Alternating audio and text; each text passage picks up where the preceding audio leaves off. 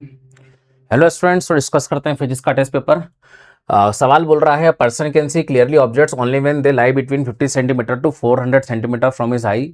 In order to increase the maximum distance of distinct vision to infinity, the type and power of correcting lens the person has to use will be. आप देखिए यहाँ पर क्या है कि सुस्पष्ट दर्शन की अधिकतम दूरी को अनंत तक करने के लिए किस प्रकार के लेंस का अपने को आवश्यकता होगी, ठीक है ना।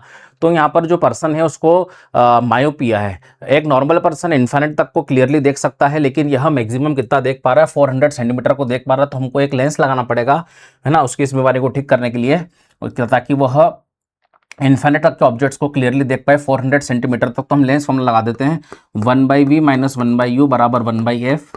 चूंकि ये सिलेबस में नहीं है, लेकिन हो सकता है कि सिलेबस के बाहर का भी कुछ थोड़ा सा आ सकता है, इसलिए आप पैनिक ना करें। इसलिए पहले क्वेश्चन मैंने डाला है। अगर ये नहीं बनता है तो आप आगे बढ़ेंगे, कोई दिक्कत नहीं है। जो आपको नहीं आएगा वो किसी और को भी नहीं आएगा, ठीक है ना। 1/, अब देखिए मेरे को क्या करना है, फोकल लेंथ निकालना है, ठीक है ना। अब मेरे को जो इमेज बनानी है वो -400 पे बनानी है, मतलब -4 मीटर पे बनानी है। इन्फिनिट के ऑब्जेक्ट्स के लिए बनानी है, वर्चुअल इमेज बनानी है, ठीक है ना। तो ये 0 हो गया आपका। इन्फिनिट के ऑब्जेक्ट को आपको 400 सेंटीमीटर पे बनाना है वर्चुअल इमेज। तो आपका जो एफ हो गया वह -4 मीटर हो गया। तो आपका जो पावर हो गया वह 1/f हो जाएगा। तो दैट इज 1/, और एफ मीटर में होता है तो मीटर में, तो आपका जो पावर हो गया वो -0.25 डायोप्टर हो जाएगा। And this is a concave lens. तो अवतल लेंस का उपयोग से हम -0.25 डायोप्टर के लेंस से करेक्टिंग कर देंगे, उसके लेंस को करेक्टिव लेंस बोलेंगे, और पर्सन ठीक से देख पाएगा अब, ठीक है ना। नेक्स्ट सवाल देखेंगे। Linear aperture whose width this 0.02, मतलब जो ए दिया हुआ है वो 0.02 सेंटीमीटर है। Is immediately in front of the lens, जो हम डी बोलते थे वो अब यहाँ पे फोकल लेंथ हो जाएगा 60 centimetre. The aperture is illuminated by a parallel beam of wavelength, wavelength दे रखी है 5 × 10⁻² सेंटीमीटर, ठीक है। The distance of the first dark band, first dark बताना है अपने को, ठीक है, सेंटर से उसका डिस्टेंस बताना है। विवर्तन पैटर्न में प्रथम अदीप्त बेंड की पर्दे के केंद्र से दूरी बतानी है अपने को, ठीक है। अपने को द्वारक की चौड़ाई दे रखी है, डी मतलब फोकल लेंथ दे रखा है। जो स्लीट और स्क्रीन के बीच का पर्दे और, है ना, झिल्ली के बीच का जो दूरी है उसको फोकल लेंथ यहाँ पे बोल सकते हैं। तो फर्स्ट डार्क के लिए जो सूत्र होता था वह होता था n लेमडा d/a। अब n की वैल्यू क्या हो जाएगी, फर्स्ट डार्क है, आपको फर्स्ट डार्क की डिस्टेंस बतानी है, तो n का वैल्यू 1 हो जाएगा। और इसको हम n लेमडा फोकल लेंथ भी लिख सकते हैं। लेमडा की वैल्यू कितनी है, 5 × 10⁻⁻5 सेंटीमीटर में रख रहे हैं, 60 भी सेंटीमीटर में है, और a भी 0.02 हम सेंटीमीटर में रख रहे हैं, ताकि हमारा फाइनल आंसर भी सेंटीमीटर ऑप्शन पे दिए हुए हैं। तो इसको हम सॉल्व कर लेंगे, यह हो जाएगा क्या, ठीक है, 6 5 ज़ा, चलो एक काम करते हैं, 5 × 60 × 10⁻⁻5, नीचे 2 लिख देंगे, इसके 100 ऊपर जाएंगे तो यहाँ 10⁻2 लिख देंगे, इससे कटेगा 30, तो यह हो जाएगा 5×3 15, है ना, इंटू 10⁻3 आ जाएगा, 10⁻2 हो जाएगा, ठीक है ना, सेंटीमीटर। तो इसको हम कन्वर्ट कर देंगे, कन्वर्ट क्या कर देंगे, डेसिमल लगा देंगे, 0.15 centimetre will be the right answer. First वाला आपका आंसर हो जाएगा। नेक्स्ट सवाल करते हैं बेटा, क्या बोला है बेटा नेक्स्ट सवाल। A body of mass m is connected to a massless and unstretchable string goes in vertical circle of radius r, ठीक है। क्या बोला गया है, a bob of mass m connected to the massless unstretchable string in a vertical circle of radius r, ठीक है ना, under gravity. The other end of the string is fixed at the centre of the circle, केंद्र पर स्थिर है, ठीक है ना, ठीक है ना। The velocity at the top of the circular path is n√gr when n is greater than 1. The ratio of kinetic energy at the bottom to the top. निम्नतम बिंदु और उच्चतम बिंदु पर गतिज ऊर्जा का अनुपात बताना है, और आपको अधिकतम बिंदु पे जो वेग दिया है वो n√gr दिया हुआ है, ठीक है। तो बॉटम और mechanical energy, bottom is equal to mechanical energy, top लगा देंगे अब एनर्जी कंजर्वेशन, एनर्जी कंजर्वेशन लगा देंगे, ऊर्जा संरक्षण नियम लगा देंगे, कंजर्वेशन ऑफ मैकेनिकल एनर्जी, यांत्रिक ऊर्जा संरक्षण नियम। यह क्या होगा, गतिज ऊर्जा बॉटम प्लस स्थितिज ऊर्जा, इसी को रेफरेंस मान लेते हैं।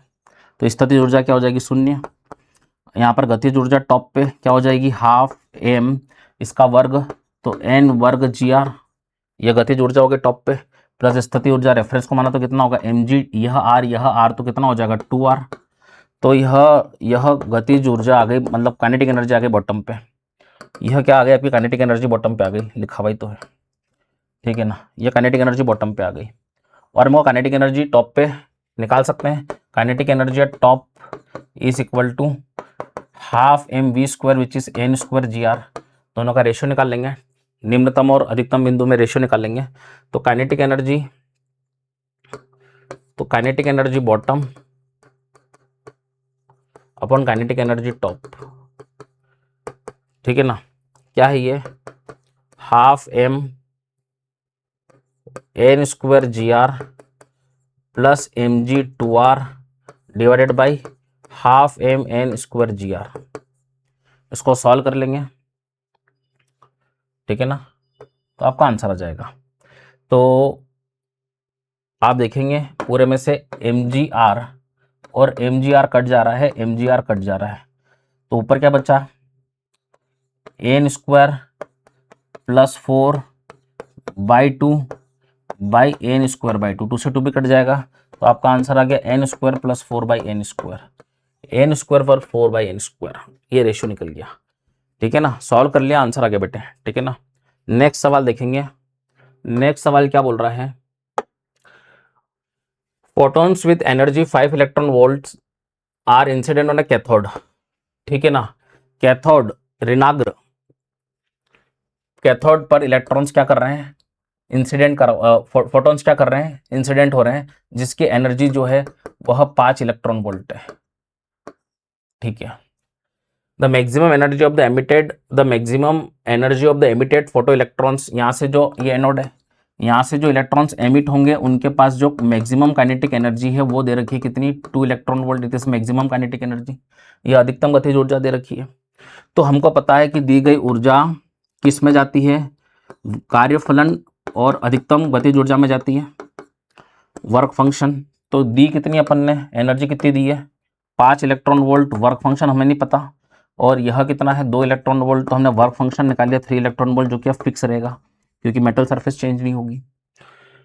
अब बोला है when the photons of energy, अब बोला गया है 6 इलेक्ट्रॉन ऊर्जा के फोटोन सी पर आपतित होते हैं, एनर्जी हमने 6 कर दी, तो no photo electrons will reach the anode when photons of energy 6 electron volt incident on cathode, तो no photons will reach the anode if stopping potential of A relative to C। अब बताना है अपने को, अब एनर्जी हमने दे दी is equal to plus kinetic energy maximum dash.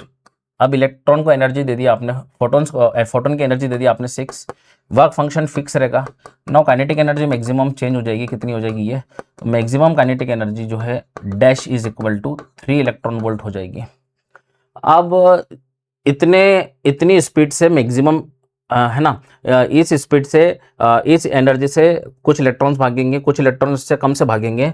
अब मेरे को एक भी इलेक्ट्रॉन को वहां पहुंचने नहीं देना है, तो मेरे को मोस्ट एनर्जेटिक इलेक्ट्रॉन को भी रोकना पड़ेगा, तो उसके लिए मुझे स्टॉपिंग पोटेंशियल लगाना पड़ेगा। तो मुझे स्टॉपिंग पोटेंशियल कितना लगाना पड़ेगा, the stopping potential will be, ये 3 इलेक्ट्रॉन वोल्ट है, तो एनर्जी से पोटेंशियल में कन्वर्ट करेंगे तो इलेक्ट्रॉन हट जाएगा, क्या आएगा 3 वोल्ट, कितना आएगा 3 वोल्ट। एक्चुअली स्टॉपिंग पोटेंशियल इसलिए क्या आएगा -3 वोल्ट। अब आप सबको पता है कि एनोड माइनस कैथोड का ही पोटेंशियल कहलाता है स्टॉपिंग पोटेंशियल, तो आंसर होगा -3 वोल्ट, क्योंकि एनोड का पोटेंशियल कम होता है, कैथोड का पोटेंशियल ज़्यादा होगा, ठीक है। रिटार्डिंग पोटेंशियल है इसलिए -3 वोल्ट हो गया ये, तो -3 वोल्ट आपका आंसर हो जाएगा। आपको बोला भी है ना, stopping potential of A relative to C, तो potential of A minus C, A का पोटेंशियल कम होगा, सी का पोटेंशियल ज़्यादा होगा, तो आपको -3 वोल्ट आपका आंसर आ जाएगा, ठीक है ना।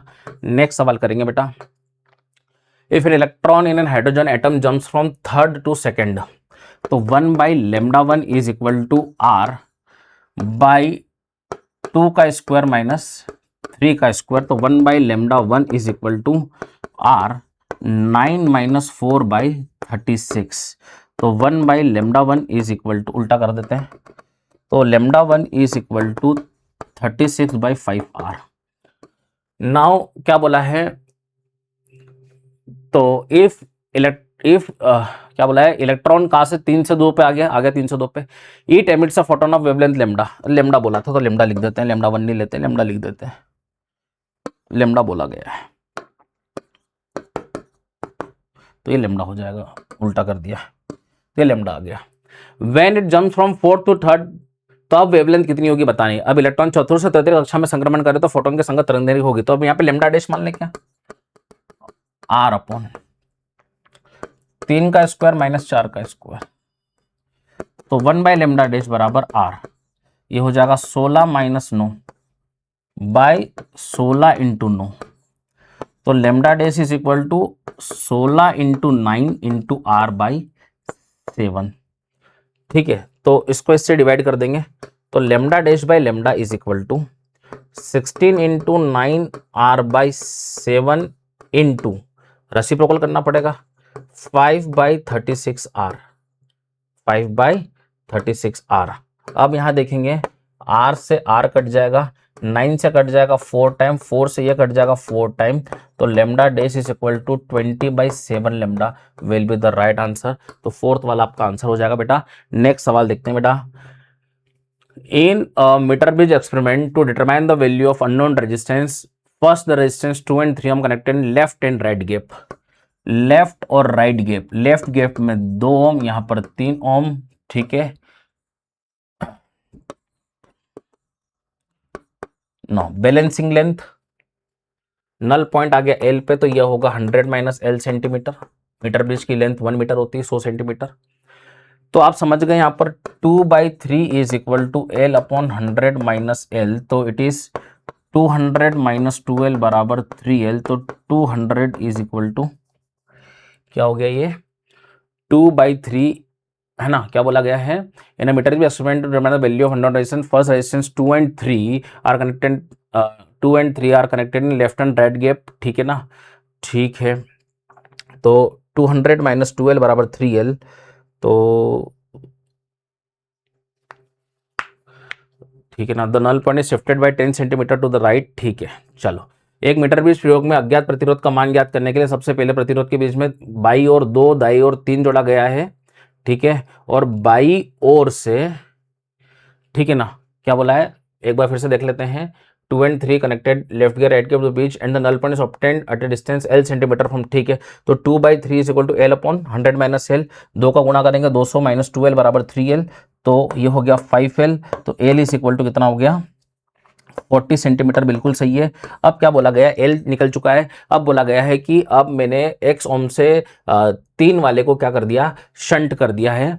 ठीक है ना, तो पैरेलल में लगा दिया है। ठीक है, तो यह 3 वाला हो जाएगा 3x अपॉन 3 प्लस x। ठीक है ना, ये 2 ओम है, ध्यान से देखना बेटा। अब नल पॉइंट शिफ्ट हो गया राइट में, अगर वो नहीं भी बोलता कि राइट में शिफ्ट हुआ, तब भी हम मान लेते हैं कि राइट में शिफ्ट हुआ है, क्योंकि राइट में रेजिस्टेंस कम हुआ है, तो बैलेंसिंग लेंथ इधर वाली कम हो जाएगी। ठीक है ना, ठीक है ना, अपने को रेशो सेम रखना है। ठीक है ना, चलो, तो अभी 40 पे था, शिफ्ट कितना हो गया 10 से कितना हो गया 50 सेंटीमीटर, तो ये भी कितना हो गया बेटा 50 सेंटीमीटर।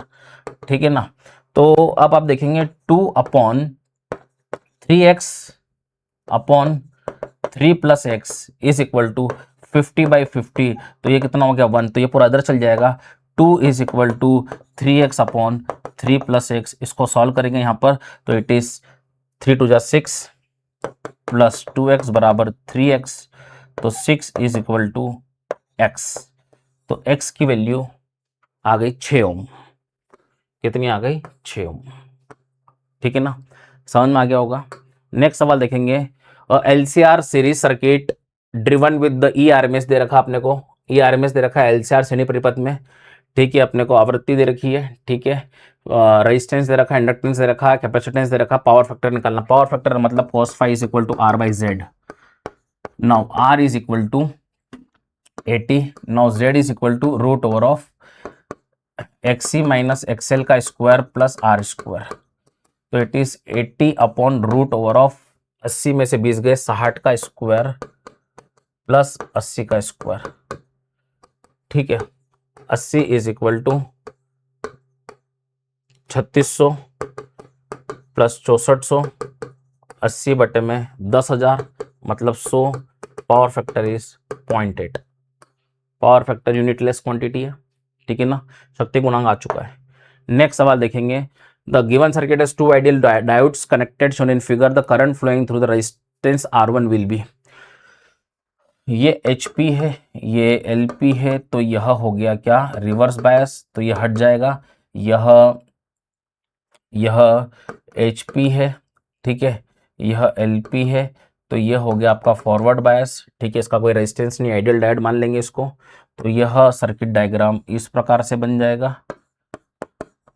ठीक है। यहाँ पे सिर्फ बचेगा 2 ओम, ये हो गया है ना क्लोज वायर, ठीक है, ये ओपन सर्किटेड हो गया, 3 ओम किसी काम का नहीं है, 2 ओम 10 वोल्ट। तो यहाँ से करंट जो जाएगा, current through R1 will be, तो R1 से जो करंट जाएगा वो निकालना था अपने को, तो current is equal two by R equivalent that is 4, that is 2.5 ampere will be the right answer, ठीक है ना बेटा। नेक्स्ट सवाल देखेंगे, what is the input y in the following circuit when all the three inputs a b c are first 0 and then 1। पहले तीनों 0 है, ठीक है, एंड गेट है, 0 इंटू 0 0 आ जाएगा, और ये 0 यहाँ जाएगा, ये 0 यहाँ जाएगा, ठीक है। अब देखिए ये नैंड गेट है, तो 0 इंटू 0 0 होता तो उसका उल्टा हो जाएगा यहाँ पर 1, क्योंकि यहाँ पर अपन उल्टा करेंगे। नैंड गेट है, एंड गेट में दोनों का प्रोडक्ट कितना आता, 0 इंटू 0 0 आता, उसका उल्टा कितना हो जाएगा 1। तो पहले में 1 मिल रहा है, अब बाद में तीनों को क्या रखेंगे, 1 1 और 1 रखेंगे। तो यहाँ पे देखो 1 इंटू 1 कितना आएगा, 1 आएगा, ठीक है, 1 यहाँ पर है, तो 1 इंटू 1 कितना आता, 1, लेकिन उसका उल्टा क्या आ जाएगा 0। तो पहले अपने को 1,0 आंसर आ जाएगा आपका, पहले हमें 1 मिला, बाद में हमें 0 मिला। नेक्स्ट सवाल देखेंगे, Planck's constant h, speed of light c and Newton's gravitation constant g। Planck स्थिरांक, प्रकाश का वेग, और हमें गुरुत्व स्थिरांक दे रखा है। तो निम्नलिखित में से किसकी विमा वही होगी जो लंबाई की होती है, मतलब लंबाई किसमें है। तो अब देखो इसमें डालेंगे तो 4 ऑप्शन में डालना पड़ेगा, समय जाएगा, इसलिए अपन इसको डायमेंशनल एनालिसिस से कर लेते हैं कि मुझे लेंथ का डायमेंशन चाहिए। तो लेंथ का डायमेंशन होगा m0 l t0, ठीक है ना। किस पर डिपेंडेंसी है, तो x की पावर x, c की पावर y और g की पावर z। तो अपन x y z निकाल लेंगे तो अपना फॉर्मूला बन जाएगा, तो फॉर्मूला हमारा आंसर आ जाएगा, ठीक है, z, ठीक है ना, l की पावर 1।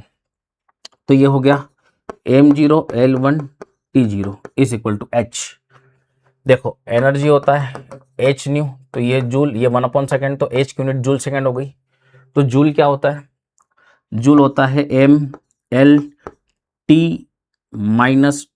तो ये तो फोर्स हो गया, इसमें एक और गुना करेंगे तो यह न्यूटन मीटर जूल हो गया, और टाइम का भी गुणा करेंगे तो यहाँ से टाइम की पावर भी कितनी हो जाएगी, -1 हो जाएगी। देखिए यहाँ पर क्या करा, जूल होता है mL/T-2, force into displacement into T, ठीक है, तो ये टी की पावर -1 हो गया, ठीक है ना। ये हो गया, इसकी पावर क्या हो गई, x हो गई, सी होता है LT की पावर -1 की पावर y हो गई, ठीक है। नाउ जी होता है न्यूटन मीटर स्क्वायर पर kg स्क्वायर। तो न्यूटन कितना हो गया, mLT-2, यह हो गया L2/m2, तो ये हो गया m-1 L3 और T-2। एक बार देख लो, F is equal to g m²/r², newton metre square पर kg square. mLT-2 L square, m square, m से m कट गया, m-1 L3 T-2, बिल्कुल सही है, m-1 L3 T-2 की पावर क्या आ जाएगी, z आ जाएगी। कंपेयर करेंगे तो यहाँ पर क्या m की पावर x है, यहाँ पर m नहीं है, यहाँ m की पावर क्या है, z है, तो it is x minus z is equal to 0। यानी कि यहाँ से ये सिद्ध हो गया, यहाँ से ये प्रूव हो गया कि x is equal to z हो गया, यहाँ से ये आ चुका है x बराबर z। नाउ अब l की पावर हम करेंगे सॉल्व, मैं कलर चेंज कर लेता हूँ, ठीक है। तो ये l की पावर यहाँ पर कितनी है, 1 है, यहाँ l की पावर कितनी है 2x, यहाँ l की पावर कितनी है y, और यहाँ l की पावर कितनी है 3z। फिर से देखो l की पावर 1 है ना, यहाँ पे 2x, यहाँ पर कितनी y और यहाँ पर 3z, ठीक है। अब यहाँ पर 1 is equal to 2x plus Y, अब z को भी x रख देता हूँ तो 3x, तो 1 is equal to 5x plus Y, equation number 2। Now colour change कर लेते फिर से।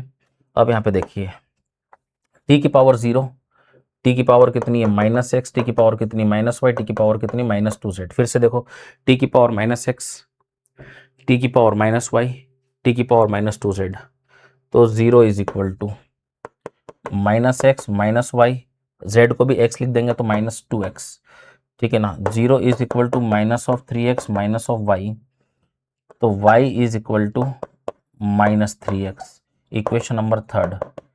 नाउ ये मिटा देता हूं इधर का मैं, तो रफ वर्क है अपना। अब यहाँ पे देखेंगे इक्वेशन नंबर 2 और 3 से, इक्वेशन नंबर 2 और 3 से अपन इसको सॉल्व कर लेंगे। तो 1 is equal to 5x minus 3x, तो 1 इज इक्वल टू 2x, तो x की वैल्यू आ गई 1/2, तो z की वैल्यू भी 1/2 हो जाएगी। नाउ x की वैल्यू 1/2 पुट कर देंगे, तो y की वैल्यू -3/2 आ जाएगी। यानी कि हमारा जो l बन रहा है, l is equal to h की पावर 1/2, c की पावर -3/2 और g की पावर भी 1/2, यानी कि l is equal to √hg by सी की पावर 3/2, √hg बाई सी की power 3/2 will be the right answer. ठीक है ना बेटा, या फिर आपको नहीं तो एक एक करके चारों ऑप्शन करके देखो, फिर आपका आंसर आता है क्या, है ना। जिसमें डायमेंशन एल की मिलेगी, मतलब मीटर मिलेगी, यूनिट, उससे आप सॉल्व कर लेना, तो वैसे भी कर सकते हो। 2 cars P and Q start from a point at the same time in the same straight line and their positions are these, at what time do the cars have the same velocity?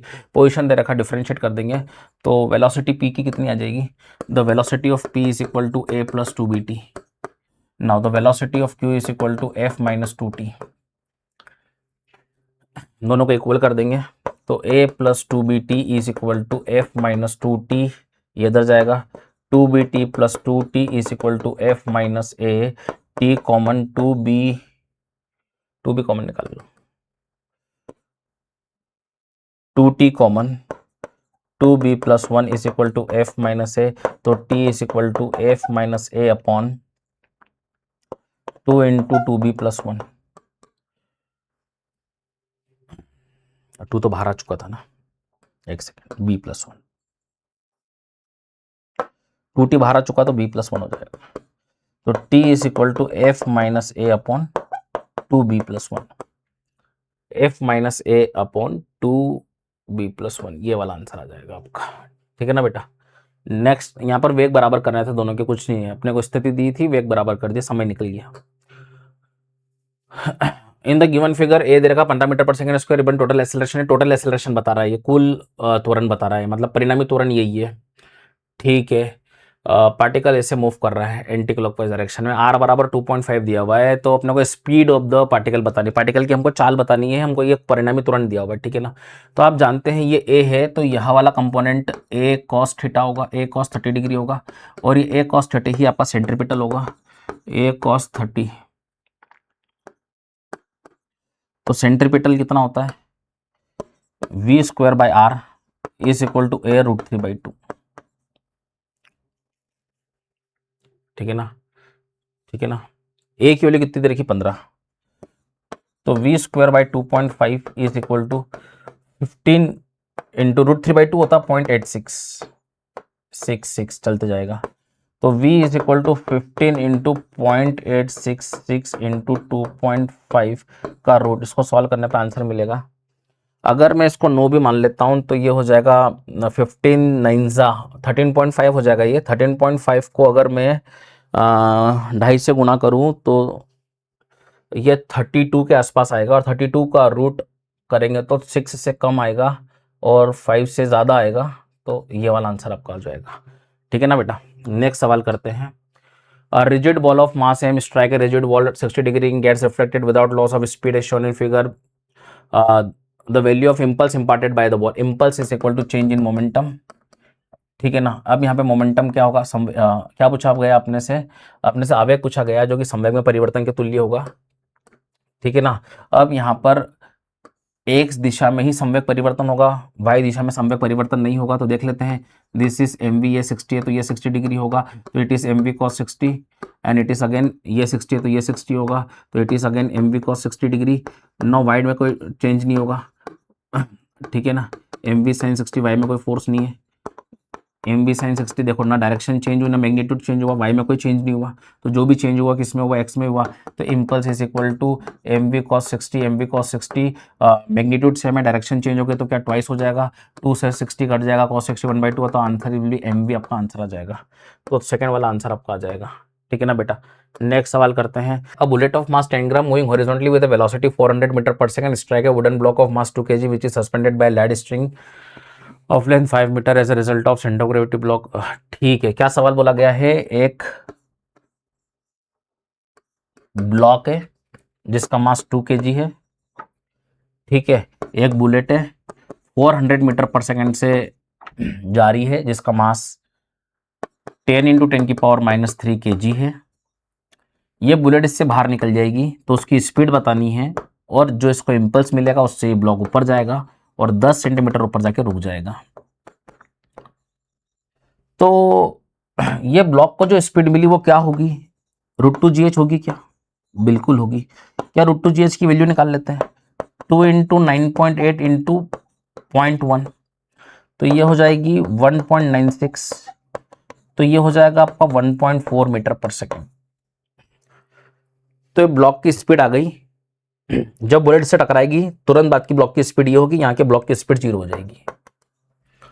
तो conservation of linear momentum लगा देते हैं यहाँ पर।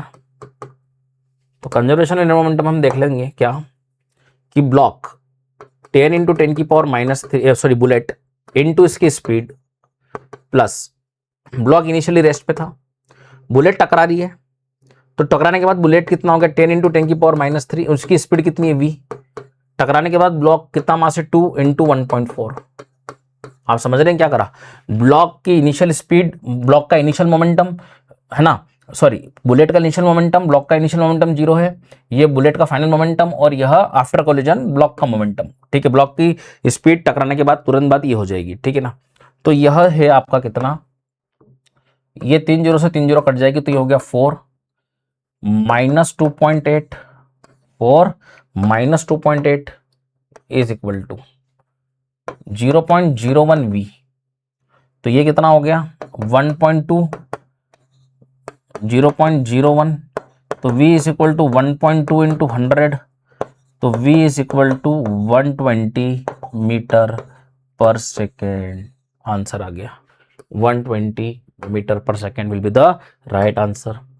To identical balls A and B having velocities 0.5 metre पर second and minus मतलब direction में है 0.3 मीटर पर सेकेंड, कोलाइड इलास्टिकली प्रत्यास्थ टक्कर करते हैं, दोनों सर्वसम हैं, दोनों के द्रव्यमान समान होंगे, सर्वसम मतलब प्रत्यास्थ टक्कर करेंगे तो A की स्पीड B ले लेगा और B की स्पीड A ले लेगा डायरेक्शन के साथ में, तो A की स्पीड माइनस मतलब डायरेक्शन में 0.3 मीटर पर सेकेंड हो जाएगी, और B की स्पीड A ले लेगा 0.5 मीटर पर सेकेंड, क्योंकि पूर्ण प्रत्यास्थ टक्कर करने पर वेग अपने परिमाण और दिशा के साथ बदल जाते हैं, मतलब वेलोसिटी एक्सचेंज हो जाती है। तो A की स्पीड 0.3 और B की स्पीड, अच्छा उसने किसकी पूछी पहले, अरे बाप रे, उसने किसकी पूछी है, B की पहले पूछी है, तो B की स्पीड 0.5, थोड़ा गलती हो जाएगी, देखना ध्यान रखना, B की स्पीड पहले पूछी 0.5, तो A की स्पीड पूछी है तो 0.3 -0.3, थर्ड वाला आंसर हो जाएगा। B की पहले पूछी, ध्यान रखना, ठीक है ना, A की स्पीड B की हो जाएगी और B की स्पीड A की हो जाएगी, वेलोसिटी मतलब, ठीक है ना, तो B की पहले पूछी है, ठीक है। चलो नेक्स्ट सवाल देखेंगे। Particle moves from point this to this when a force of this how much work, displacement निकाल लेंगे। डिस्प्लेसमेंट होगा final position vector minus initial position vector, displacement is equal to final position that is 0 i cap minus 0 i cap plus 4 j cap plus of 3 k cap minus initial position vector minus 2 i cap plus 5 j cap plus 0 k cap, displacement vector is equal to ये हो जाएगा plus 2 i cap, 4 में से 5 गए minus j cap plus 3 k cap, आप समझ रहे हैं क्या होगा, ठीक है ना। 0 में से 2 को जोड़ेंगे, 0 और 2 2 हो जाएंगे, 4 में से 5 गए माइनस j कैप, 3 में से 0 गए, तो ये हो गया डिस्प्लेसमेंट वेक्टर। ये हो गया फोर्स वेक्टर, कितना 4 i cap plus 3 j cap plus 0 k cap, dot product कर देंगे, फोर्स डॉट डिस्प्लेसमेंट वर्क आ जाएगा, 4 × 8 -3, 5 जूल विल बी द, 4 दूना 8 में से 3 गए, 5 जूल विल बी द, ये तो 0 हो जाएगा, ठीक है ना, 8 joule will be the right answer, ठीक है ना। Two rotating bodies A and B of mass m and 2m with moment of inertia I b greater than Ia having equal kinetic energy of rotation La and B angular moment, ठीक है। कोणीय संवेग दे रखे हैं, I जड़त्व वाहन B का ज्यादा A से, दोनों के द्रव्यमान दे रखे हैं, तो हम जानते हैं L is equal to, sorry, kinetic energy is equal to L square by 2I, ठीक है। दोनों की गतिज ऊर्जा क्या है, समान है, तो L square is proportional to I, hence IB is greater than, IB is greater than IA, तो हम बोलेंगे LB is also greater than LA, LB greater than LA will be the right answer. Next सवाल देखेंगे, a solid sphere of mass M radius R rotating about its diameter, diameter के about rotate हो रहा है, ठीक है। A solid cylinder of same mass and same radius is rotating about the geometrical axis with N angular speed twice that of sphere, sphere की speed omega है, तो cylinder की स्पीड 2 ओमेगा है, ठीक है, ट्वाइस ऑफ स्फीयर, ठीक है। The ratio of kinetic energy of rotation of sphere to that of cylinder, तो it is half I omega square, half, solid cylinder एक डिस्क की तरह काम करेगा, डिस्क के सेंटर से पास होने वाला perpendicular plane mr square by 2 into 2 omega,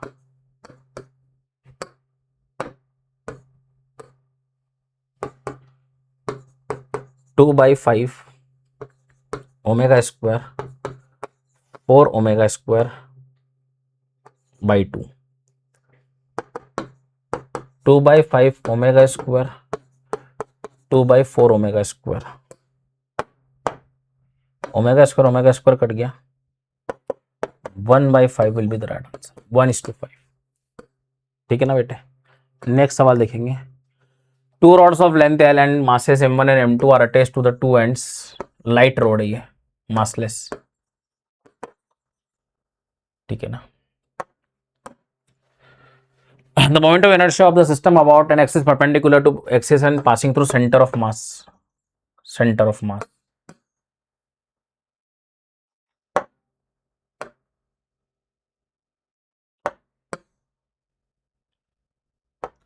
centre of mass, तो सेंटर ऑफ मास के अबाउट मुझे मोमेंट ऑफ इनर्शिया निकालना है, जड़त्व गुण निकालना है, तो आप उसको, आपको पता ही है क्या होता है, म्यू एल स्क्वायर होता है, where mu is reduce mass, m1 m2 upon m1 plus m2 का whole m1 into L square, कैसे आया, तो m1 r1 square plus m2 r2 square होगा, तो ये m1 है और ये m2 है, तो ये r1 है, ये r2 है, आप सब लोग जानते हैं r1 कितना होगा, m2 l upon m1, inverse relation में होता है, तो 1 के साथ 2 आता है, ठीक है ना, का square, m2 m1 l upon m1 plus m2 का l स्क्वायर, सॉल्व करोगे तो आंसर आ जाएगा, देख लेते हैं आंसर, तो I is equal to m1 m2 l square upon m1 plus m2 का होल स्क्वायर, कॉमन निकाल लेंगे, तो यहाँ बचेगा m2 प्लस m1, देखो क्या हो गया, यहाँ पर m2 स्क्वायर l स्क्वायर होगा, m1 प्लस m2 का होल स्क्वायर होगा, कॉमन निकाल लिया, तो यहाँ m2 स्क्वायर था तो एक m2 अंदर बचेगा, ठीक है ना, ठीक है ना, तो ये इससे कट जाएगा, तो आपका आंसर आ गया m1 m2 upon m1 plus m2, वैसे तो आपको याद है लेकिन मैंने बता भी दिया कैसे आया है, तो ये वाला आंसर आपको हो जाएगा। नेक्स्ट सवाल देखते हैं, starting from centre of the earth having radius r the variation of g surface तक लीनियरली बढ़ता जाएगा सेंटर से, सेंटर पे 0 होता है और बाहर डिक्रीज होगा, ठीक है ना, ठीक है ना, बता देता हूं आपको फॉर्मूला भी, Eg इनसाइड ही acceleration due to gravity inside होता है, क्योंकि फोर्स पर यूनिट लेंथ तो होता है, तो it is G M R upon R cube, proportional बढ़ रहा है, और अगर मैं आउटसाइड की बात करूं जी की, gm/r², आर बढ़ने पे ये घटेगा। ठीक है, तो ये आंसर आ जाएगा आपका। नेक्स्ट सवाल देखेंगे। A satellite of mass m is orbiting the Earth of radius r at a height h from its surface. Total energy of satellite in terms of g0, where g0 is estimated gravity Earth surface. ठीक है, कुल ऊर्जा बतानी है। पृष्ठ पे g0 है, ठीक है ना।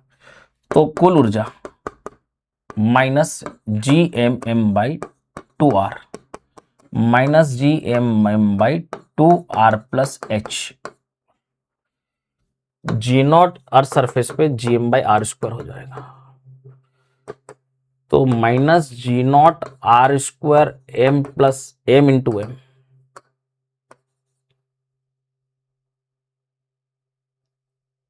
सॉरी ये gm को रिप्लेस कर रहा हूं मैं, तो it is minus g0r² m/2r plus h। तो ये आंसर हो जाएगा m(g0r²) m(g0r² minus 2r plus h, minus वाला आंसर, ये वाला आंसर हो जाएगा। ठीक है ना बेटा। नेक्स्ट सवाल। A rectangular film of liquid is extended from this to this. Work done is this. The value of surface tension. Work is equal to T delta है। Work is 3 into 10 की power minus 4 is equal to T delta A, है ना। पृष्ठ तनाव निकालना है, no surface area. अब film है तो ट्वाइस कर देंगे सरफेस एरिया में भी। Final area is 20 minus initial area is 8 into 10 की पावर माइनस 4, क्योंकि सेंटीमीटर स्क्वायर में था। समझ गए क्या, है ना। रेक्टेंगुलर फिल्म में 2 सर्फेसेस, तो मैंने 2 लिख दिया और final area minus initial area कर दिया। ठीक है ना। 3 इंटू 10 की पावर माइनस 4 बराबर T। ठीक है ना। ये कितना हो गया 12, तो ये हो गया 24 इंटू 10 की पावर माइनस 4। तो T is equal to 3 into 10 की पावर माइनस 4 अपॉन 24 10 की पावर माइनस 4। तो ये से कट जाएगा, हो जाएगा 1/8। 1/8 इज 0.125 newton metre. This will be the right answer. Next सवाल देखेंगे। 3 liquids of densities ρ1, ρ2 and ρ3 with ρ1 greater than ρ2 greater than ρ3 having the same value of surface tension rise to a same height in the 3 identical देखो height capillary rise is equal to 2t cos theta by rho gr, where r is the radius of capillary, क्योंकि same capillary है। 3 liquids densities अलग है, same surface tension, rises through the same height, ये सब चीजें same हो गई। ठीक है, जी सेम है, 2 सेम है दुनिया के लिए, यानी कि cos theta is proportional to rho. ρ1 greater than ρ2 greater than ρ3, hence cos theta 1 should be greater than cos theta 2 should be greater than cos theta 3. If angle is acute, तो आप देखेंगे यहां पर फर्स्ट क्वाड्रेंट के अंदर cos theta के अंदर 0 से 90 डिग्री के बीच में थीटा बढ़ने पर cos थीटा घटता है। This is cos theta versus theta. In the first quadrant 0 to 90 आप देखेंगे थीटा बढ़ने पर cos थीटा घटता है, तो उल्टा हो जाएगा ये। cos थीटा 1 अगर ज्यादा है तो थीटा 1 छोटा होगा, फिर थीटा 2, और cos थीटा 3 कम है तो थीटा 3 ज्यादा होगा। उल्टा तो छोटा एंगल में बड़ा होता ही है, लेकिन ये कब, जब एंगल 0 से बड़ा और 90 से छोटा हो। तो 0 से बड़ा और 90 से छोटा। ठीक है, ये रिलेशन हो जाएगा थर्ड वाला। नेक्स्ट सवाल देखेंगे। Two identical bodies made up of material for which the specific increases with temperature, one of this is 100 and other is 0. If the two bodies are brought in contact, then assuming no heat loss, the final common temperature. देखो पिंड का ताप 100 दिया, एक का 0 दिया, और बोला गया है कि उष्माधारिता भी ताप के साथ बढ़ती है, मतलब ज्यादा ताप के लिए ज्यादा होती है, कम ताप के लिए कम होती है। तो इस प्रक्रिया में उष्माशयी नहीं होती, तो पिंडों का अभिनिष्ठ ताप कितना होगा, 0, 50, 50 से अधिक, या 50 और 0 के बीच में। तो समझते हैं इसको अपन। हम देखते हैं m एक हीट लॉस करेगा तो एक हीट गेन करेगा। तो ठीक है, सी ए, ठीक है, ए का टेम्परेचर मान लेते 100, उसका टेम्परेचर गिरेगा 100 minus T. M into C B, उसका टेम्परेचर मान ले 0, उसका टेम्परेचर बढ़ेगा 0 माइनस टी, मासेस सेम है।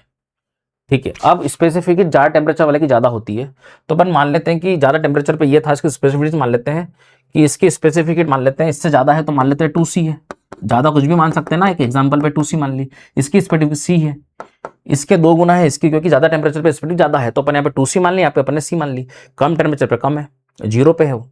ठीक है, C से C कट जाएगा, तो 200 माइनस 2T बराबर T, तो 200 बराबर 3T, तो T is equal to 200 by 3, तो इट इज 66.66 डिग्री सेंटीग्रेड। तो क्या 50 से ज्यादा आ रहा है ये, तो मोर देन 50 आंसर आ जाएगा।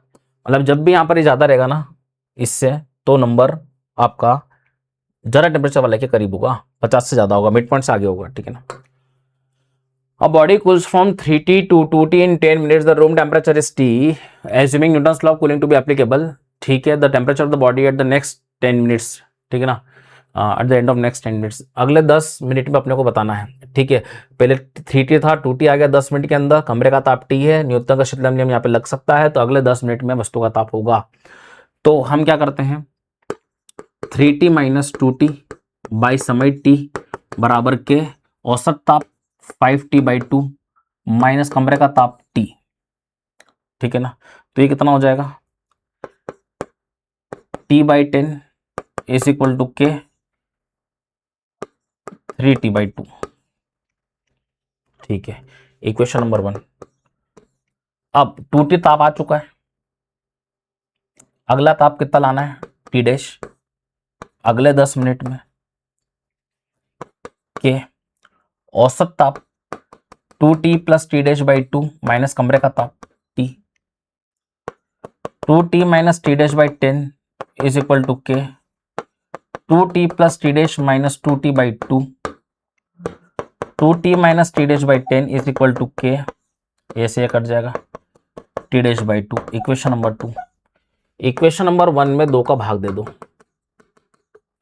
तो वो कितना है, T बाई 100, T बाई 10, इसका रेसिप्रोकल कर दो, 10 upon T minus T dash, sorry यहां कर देते हैं अच्छे से,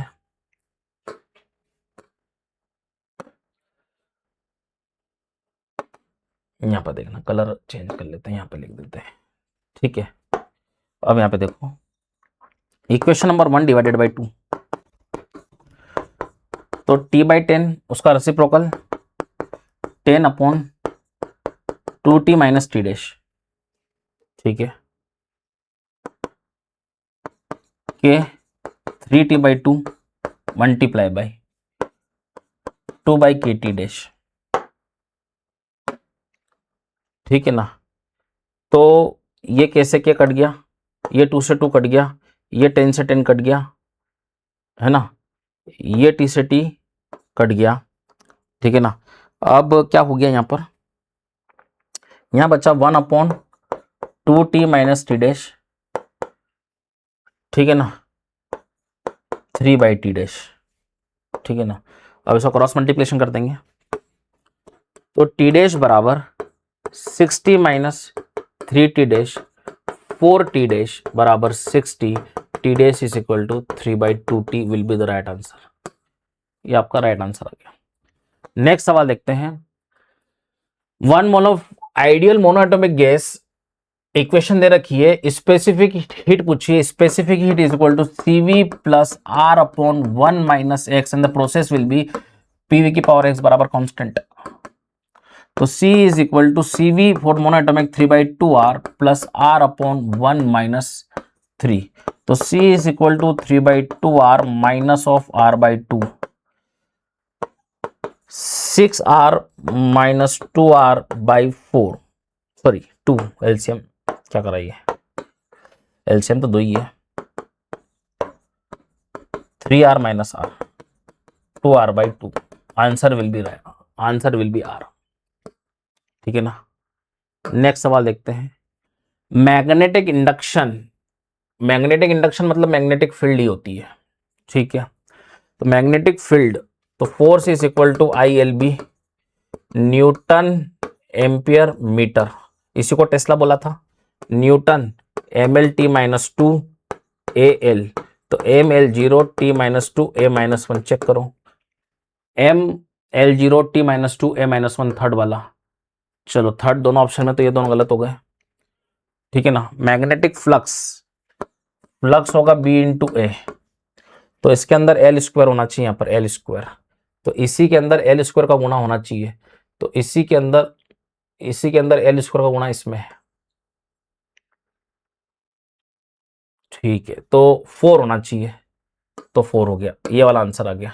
आप मैग्नेटिक परमेबिलिटी और सेल्फ इंडक्टेंस वाला आप कर ले। अच्छा ये भी है, एक और करना पड़ेगा, मैग्नेटिक परमेबिलिटी और सेल्फ इंडक्टेंस में से आप दोनों में से सेल्फ इंडक्टेंस वाला कर सकते हो और आसान है, तो सेल्फ इंडक्ट दोनों वो भी कर सकते हो, ठीक है, कोई दिक्कत नहीं है। तो देखो यहाँ पर मैग्नेटिक परमेबिलिटी वाला कर लेते हैं, B is equal to mu naught upon 4 pi ideal sine theta by R square, ठीक है ना। तो ये हो गया tesla ampere metre metre metre, तो इसको सॉल्व कर लेते हैं। तो टेस्ला वो लिखा हुआ है, उसमें एल का मल्टीप्लाई हो जाएगा, तो mlt - 2 a - 1, तो a - 2 हो जाएगा, तो mlt - 2 a - 2 फर्स्ट, तो इसका थर्ड का फर्स्ट आना चाहिए। ओ हो, थोड़ा ध्यान देना, आंसर विल बी फोर्थ, क्योंकि थर्ड का फर्स्ट आना चाहिए, फोर्थ वाला आंसर होगा, ठीक है ना। चलो नेक्स्ट सवाल देखेंगे।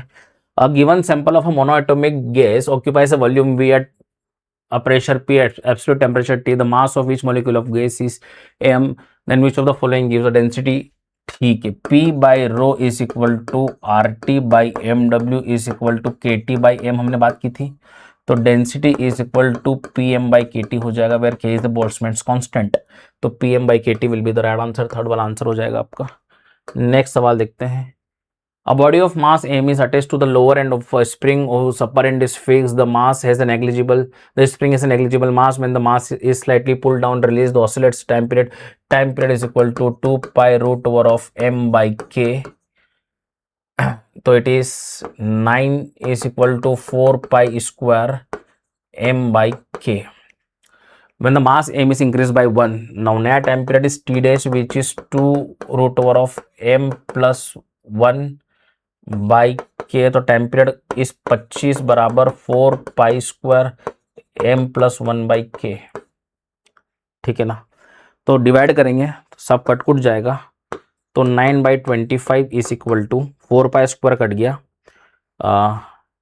m अपॉन m प्लस 1, के भी कट जाएगा, तो it is 9m plus 9 is equal to 25m, 9 is equal to 16m, m is equal to 9/16 kg, 9/16 kg, ठीक है ना।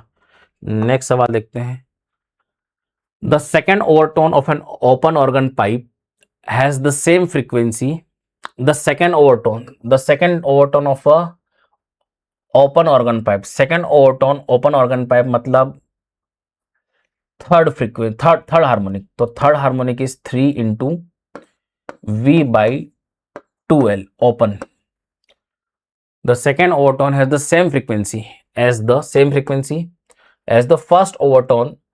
फर्स्ट ओवरटोन क्लोज, अब क्लोज्ड ऑर्गन पाइप के अंदर फर्स्ट ओवरटोन मतलब थर्ड हार्मोनिक, क्योंकि यहाँ पे इवन हार्मोनिक मिसिंग होते हैं, फर्स्ट ओवरटोन मतलब थर्ड हार्मोनिक, सेकंड ओवरटोन यहाँ पर थर्ड हार्मोनिक है, n+1 होता है इसके अंदर, और इसके अंदर 2n+1 होता है, फर्स्ट ओवरटोन थर्ड हार्मोनिक, और V बाई 4LC यहाँ पे 4 होता है, ठीक है ना।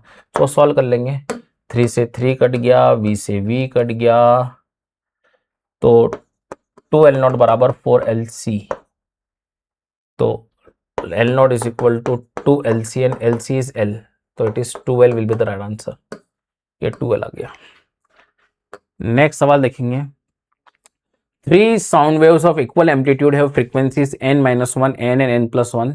They are superimposed to give a beat. तीनों को superimpose करेंगे तो number of beats produced per second will be, ठीक है। तो इसका आंसर जैसे इन दोनों को अगर देखेंगे तो बीट फ्रीक्वेंसी 1 है, इन दोनों का अगर देखेंगे तो बीट फ्रीक्वेंसी 1 है, इन दोनों का देखेंगे तो बीट फ्रीक्वेंसी 2 है, तो अपन 2 आंसर दे देंगे, लेकिन फिर भी इसको थोड़ा डिटेल में समझने के लिए बता देता हूं मैं आपको। मान लेते हैं कि तीनों की एम्पलीट्यूड सेम है, तो पहली वाले की इक्वेशन अपन ने लिख दी, ए साइन ओमेगा, ओमेगा मतलब 2 पाई एफ, एफ कितना हो गया n-1 into T, plus A sine 2 pi N T plus A sine 2 pi n plus 1 T. ठीक है, तीनों को सुपर इम्पोज करा दिया। y is equal to A common sine 2 pi n-1 T plus, उसको लिख देते हैं sine 2 pi n plus 1 T plus A sine 2 pi N t. इन दोनों में फॉर्मूला लगा देते हैं, sine C plus sine D, 2 sine C plus D by 2 cos C minus D by 2। तो y is equal to A sine, इन दोनों को जोड़ेंगे तो 2 pi n-1 plus n plus 1 into t by 2, तो 2 से 2 कट जाएगा तो 2 पाई एन टी हो जाएगा। समझ रहे हो, ये 2n आएगा, नीचे 2 भी तो आएगा, तो 2 से 2 कट जाएगा, एक 2 बचेगा, c माइनस डी बाई 2, तो 2 pi T common, n-1 minus n-1, तो ये से कट जाएगा, तो ये होगा कॉस, कॉस में नेगेटिव बाहर नहीं निकलता है तो माइनस को हट जाएगा, तो ये बचेगा 2 पाई एन टी, फिर 2 से 2 कट जाएगा। अब यहां से एक और बाहर निकाल लेते ए, तो उसको भी लिख देते हैं plus sign 2 pi N T. ठीक है, ये पूरे में से ए निकाल लिया बाहर, तो y is equal to A sine 2n 2 pi N T 1 plus cos 2 pi N T. तो y is equal to A 1 plus cos 2 pi N T into sine 2 pi N T. ये हो गया एम्पलीट्यूड, ये हो गया आपका variable amplitude. अब यहां पर जो ये सब मिटा देता हूं मैं, अब आप फॉर्मूला लगाना इन दोनों में, तो ये मिलेगा, ये मिलेगा, और फिर पूरे में से एक कॉमन निकाल लिया, तो ये एम्पलीट्यूड जो आता है आपका वो आ गया। तो यहां पर देखेंगे ये एम्पलीट्यूड मैक्सिमम अपन बोले तो t इक्वल टू 0 पे cos 0 कितना होता है 1, तो 1 प्लस 1 2 हो गया, तो मैक्सिमा आएगा। t बराबर 1/2 पे 1/2 रखेंगे, तो 1/2 से t की वैल्यू अगर 1/2 रखेंगे 1/2 सेकेंड, तो 2 से 2 कट जाएगा, तो cos पाई -1, फिर से मैक्सिमा ही है वो तो, और t बराबर 1 सेकेंड रखेंगे तो 2 पाई cos 360 वो भी 1, वो भी मैक्सिमा है। यानी कि आप देखेंगे तो 0 1/2 और 1 एक सेकंड में 2 बार मैक्सिमम मार, क्योंकि तो ये तो अगली साइकिल में काउंट होगा। अरे अगर मैक्सिमा देखें अपन ये तो यहाँ मैक्सिमा है ना, ठीक है, मतलब कहने का मतलब ये कोई भी चीज एक साइकिल में 3 बार है तो 3 काउंट नहीं करेंगे, तो ये तो नेक्स्ट में काउंट होगा। तो ये कितने मैक्सिमा आ रहे 2, तो जितने मैक्सिमा आ रहे उतनी उसकी फ्रीक्वेंसी होती है, 2 आंसर आ जाएगा। आप समझ रहे, 2 आंसर आ जाएगा। ठीक है, ये तो अगले वाले में काउंट होगा ना भैया, जैसे मैं अगर साइन में बोलता हूं तो ये साइन का कर्व है, तो है ना, ये पूरा एक साइकिल है साइन का, तो अपन नहीं बोलते इसी के अंदर, तो एक साइकिल के अंदर कितनी बार 0 हो रहा है, तो 1 2, इसको थोड़ी गिनते, इसको अगली में गिनते अपन, एक साइकिल के अंदर, तो एक साइकिल में 2 बार 0 हो रहा है। वैसे एक साइकिल में कितने मैक्सिमा आ रहे हैं, 2 मैक्सिमा आ रहे हैं, वैसे यहाँ पर 2 मैक्सिमा आ रहे हैं। ठीक है ना, an electric dipole is placed at an angle of 30 degree with an electric field. Electric dipole is placed at an angle 30 degree with an electric field intensity. It experiences a torque 4 Newton meter. The charge on dipole torque is equal to P sin theta. Torque is equal to 4 Newton meter. Electric dipole Q into distance 2 into 10 की power -2, electric field 2 into 10 to the power 5, sin 30 degree 1/2, 2 से 2 cut गया, 4 is equal to Q into 2 into 10 की power 3, Q is equal to 2 by 10 की power 3, 2 into 10 की power -3 coulomb, 2 मिली coulomb, 2 मिली coulomb right answer है। Next सवाल देखते हैं। A parallel plate capacitor of area A and the plate separation D. देखो यहाँ पर एक्चुअली सही तरीका तो ये है कि अगर यहाँ डिवीजन हुआ तो यहाँ भी डिवीजन होगा और डायग्राम इस प्रकार का होना चाहिए। सही तरीका तो ये है, ठीक है, और फिर आगे भी डिवीजन ऐसे ही होंगे, ये ऐसे। सही तरीका तो ये है, बट अब आंसर लाने के लिए, आंसर मैच कराने के लिए हम यहाँ पर कर लेते हैं, यहाँ पर हम एज्यूम कर लेते हैं कि d is very very less than a। तो फिर हम ऐसा मान सकते हैं कि ये 3 है पहले इधर पैरेलल में, फिर ये जुड़ गए और फिर एक, चूंकि गलत है ये बट इसी से आंसर आएगा, ठीक है, मैच कराने के लिए करना पड़ता है, ठीक है। अभी अभी फिलहाल जेईई मेन में भी वापस पूछा गया था तो ये वाले कॉन्सेप्ट से ही आंसर सही आ रहा था, तो आपको ये वाले कॉन्सेप्ट से आंसर निकालना है। तो अब यहाँ पे मैं लिख देता हूँ, तो ये कितना है a/3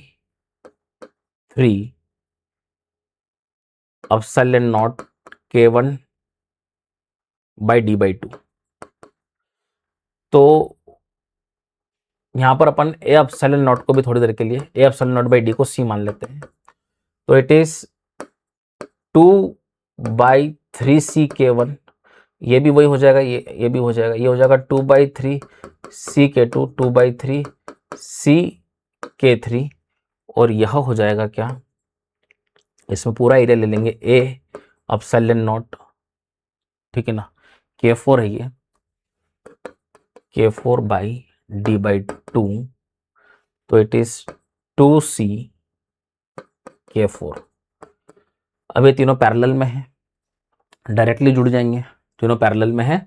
सही तो ये है पर अब क्या कर सकते हैं, करना पड़ेगा उससे अपने को। पैरेलल में कैसे हो जाएंगे, 2/3 c common, k1 plus k2 plus k3 parallel में है, ठीक है। अब नीचे सीरीज में है तो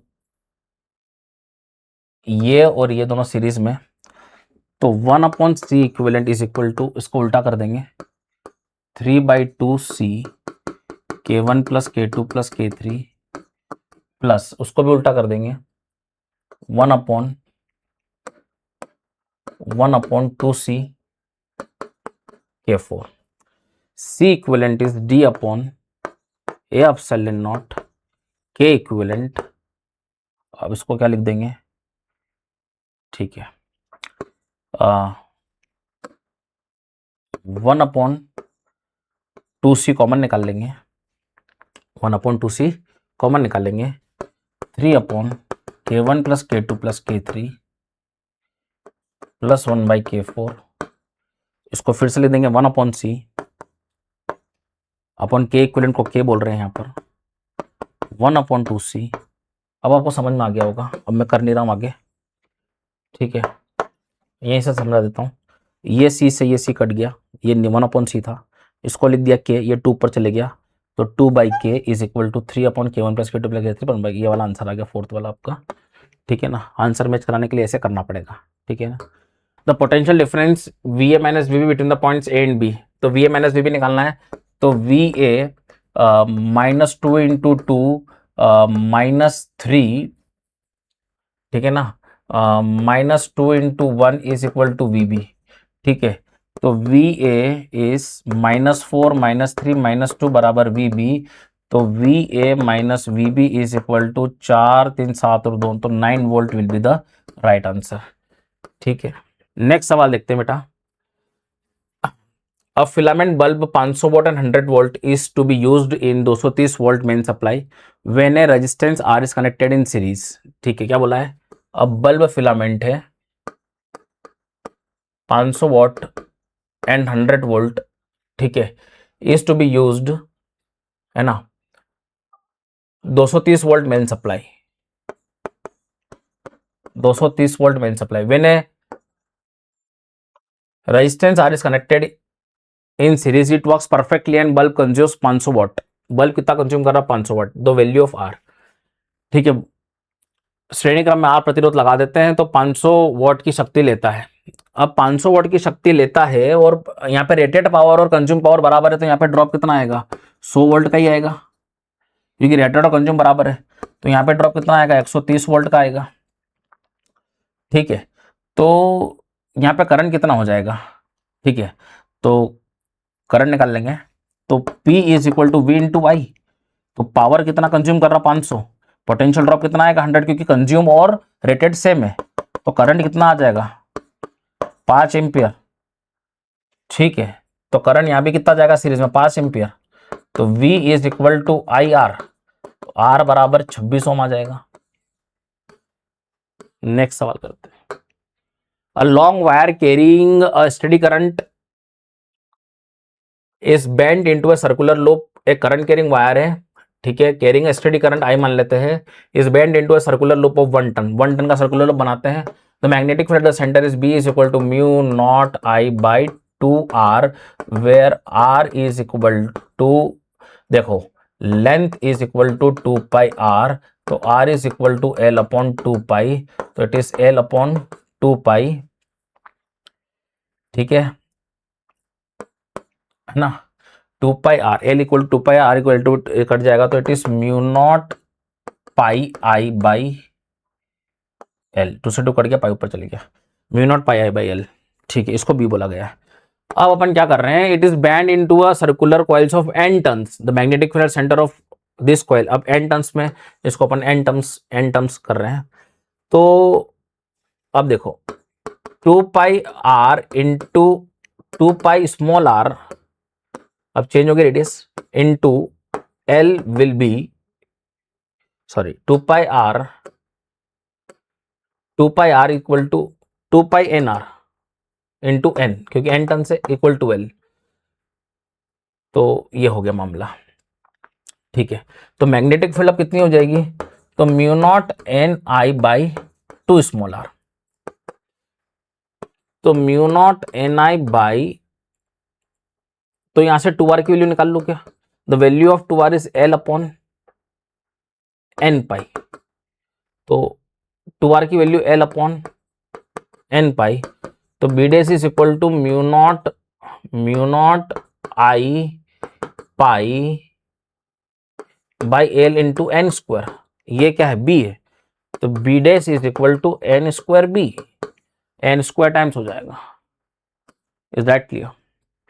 नेक्स्ट सवाल देखते हैं, a bar magnet is hung by a thin cotton thread in a uniform horizontal magnetic field and is in equilibrium state, the energy required to rotate it by 60 degrees W. Now the torque required to keep the magnet in the new position. now देखो work is equal to final potential energy minus initial potential energy, potential energy होता है minus of M B cos theta, तो work is equal to minus of M B cos, बाद में ले जाना कहाँ पर 60 डिग्री पे, minus of minus M B, पहले स्टेबल इक्विलिब्रियम 0 डिग्री, तो work is equal to minus of M B by 2 plus of M B, तो work is equal to M B by 2। Now इस स्थिति में बनाए रखने के लिए टॉर्क हो गया M B sine 60 degree, torque is equal to M B root 3 by 2, तो answer will be M B by 2 कितना हो गया डब्ल्यू, तो root 3 W will be the right answer, root 3 W. Next सवाल देखेंगे, an electron moving in a circular path under the influence of a transverse magnetic field, this if the value of E by m, the frequency of revolution of the electron, frequency होती है 1 upon time period and time period is 2 pi by omega, तो it is omega by 2 pi, ठीक है। Radius is equal to M v by q B, तो q B by m is equal to v by r which is omega, तो it is q B by 2 m pi,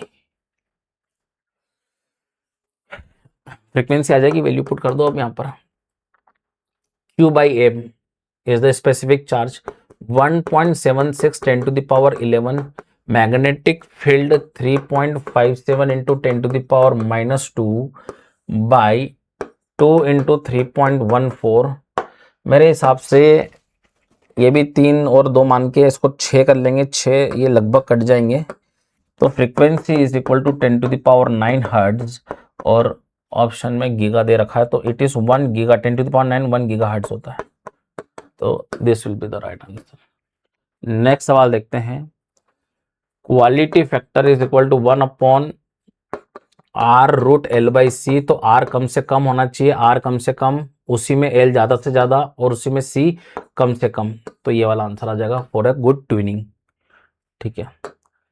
uniform magnetic field is restricted within a region of radius r। यहाँ तक magnetic field confined है। Magnetic field change इस rate से हो रही है। Loop 1 और इस radius r greater than r encloses a region r and loop 2 of radius capital R is outside the region of magnetic field. तो इसमें तो इंड्यूस ईएमएफ 0 हो जाएगा। ठीक है, इसमें हो जाएगा क्या, इंड्यूस ईएमएफ बराबर -8 dB/dt। और एरिया कहाँ तक लेंगे, जहाँ तक फील्ड रेस्ट्रिक्टेड है वहीं तक का लेंगे। कन्फाइंड फील्ड यहीं तक है, छोटा एरिया इफेक्टिव एरिया उसी को बोलते हैं। तो पहले वाले का लूप 1 के अंदर आंसर ये हो जाएगा, लूप 2 के अंदर 0 हो जाएगा। तो आंसर नंबर फर्स्ट आ जाएगा। The potential difference across the resistance capacitance power factor निकालना है। cos phi is equal to R/Z। ठीक है, तो करंट तो सेम ही है, Z निकालने के लिए वोल्टेजेस का ही यूज कर लेते हैं। तो रूट ओवर ऑफ रेजिस्टेंस ये है, तो 80 का स्क्वायर और ये हो गया 60 का स्क्वायर, तो ये हो जाएगा 100। ठीक है ना। R कितना है, R कितना है 80/100, 0.8 will be the right answer. ठीक है ना। नेक्स्ट सवाल देखते हैं। A 100 ohm resistance and a capacitance of 100 ohm reactance are connected in series to a 220 volt source. When the capacitor is 50% charged, the peak value of displacement current. तो ठीक है, जो है ना I naught is equal to V naught by Z will be the right answer. तो V naught is equal to 220√2 by root over of XC square plus R square. तो 220√2 by 100 is 100√2, ऐसे cut जाएगा। 2.2 ampere will be the right answer. चूंकि charging हो ही रही है अभी, तो डिस्प्लेसमेंट करंट का आंसर है ना आपका इसके बराबर, कंडक्शन करंट के बराबर आ जाएगा 2.2। और मैक्सिमम वैल्यू चाहिए थी तो आंसर आ गया। Two identical glass mu G is equal to 3/2 equiconvex lenses of focal length f, है ना, each are kept in contact, the space between the two lenses is filled. Two identical, ठीक है, mu G is equal to 3/2 equiconvex है। तो ये R R R और R, focal length focal length F and F, इनके बीच में material भर दिया अपन ने of refractive index 4/3 the focal length of the combination. ठीक है, तो 1/f इज इक्वल टू, इसके लिए लगाते अपन। ठीक है, तो 3/2 -1 1/r माइनस 1/r, तो 1/f is equal to it is 1/2 1/r plus 1/r, तो 1/f is equal to 1/2 into 2/r, तो इट इज r, तो focal length is r। 1/f is equal to, इसके लिए भी वही हो जाएगा सेम टू सेम। अब बीच वाले के लिए करते हैं। 1/f dash is equal to 4/3 - 1 4/3 - 1 1/-r minus 1/r, तो 1/f dash is equal to 1/3 into -2/r, f dash is equal to -3 r/2, ये f डैश आ गया। ठीक है ना। Now focal length of combination is equal to 1/f is equal to 1/f1 1/f2 plus 1/f3, तो 1/f is equal to, है ना, 1/f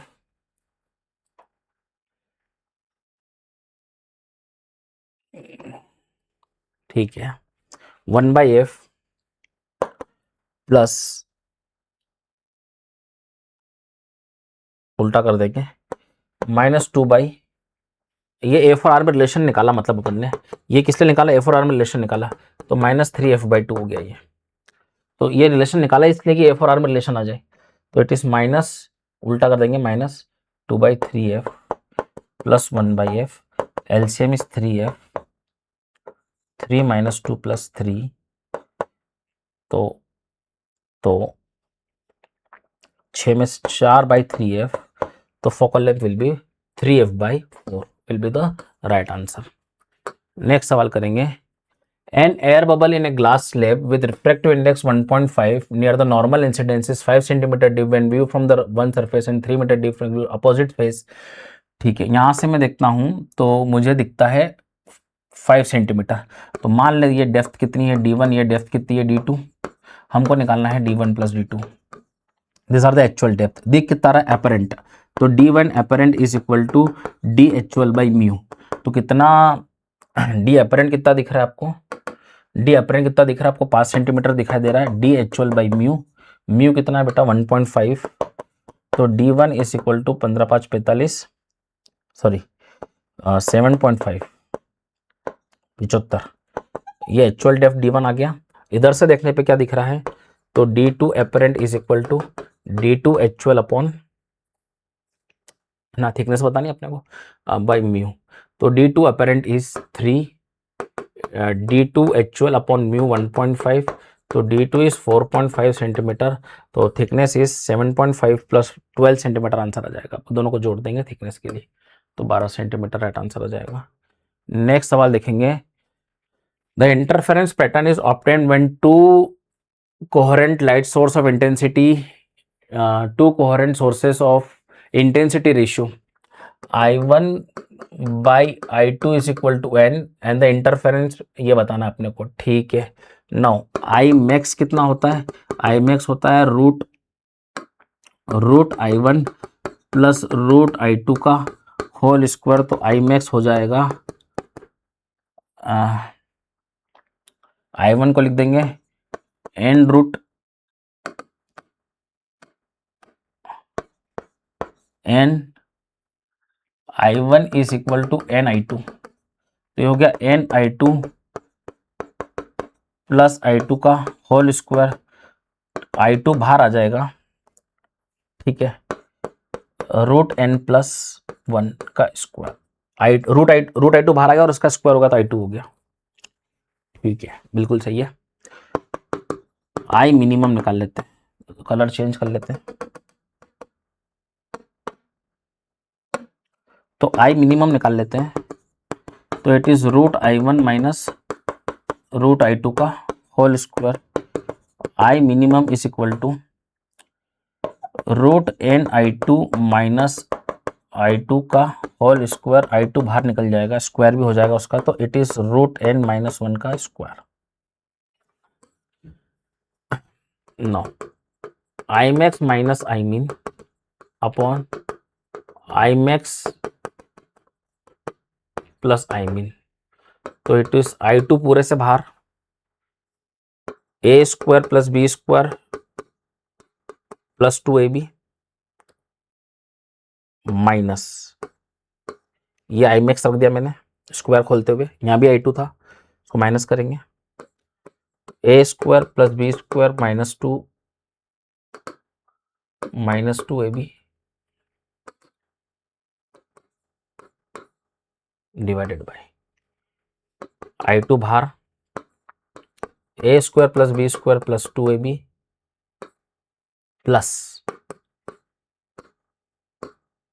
अच्छा root n था ना, ये नहीं आएगा क्योंकि स्क्वायर से रूट कट गया, a square plus b square, a square plus b square plus 2ab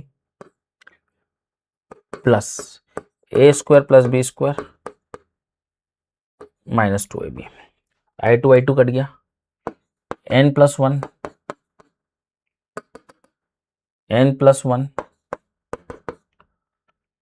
plus 2 root n minus n minus 1 plus 2 root n plus 1 plus 2 root n plus n plus 1 minus 2 root n, n से n कटा, 1 से 1 कटा, ये से ये कटा, तो ऊपर हो गया root 2 root n 4 root n upon n plus N 2n, तो 2 इंटू एन प्लस 1, तो it is 2 root N upon N plus 1, 2 root N upon N plus 1. This is the right answer. Thank you बेटा.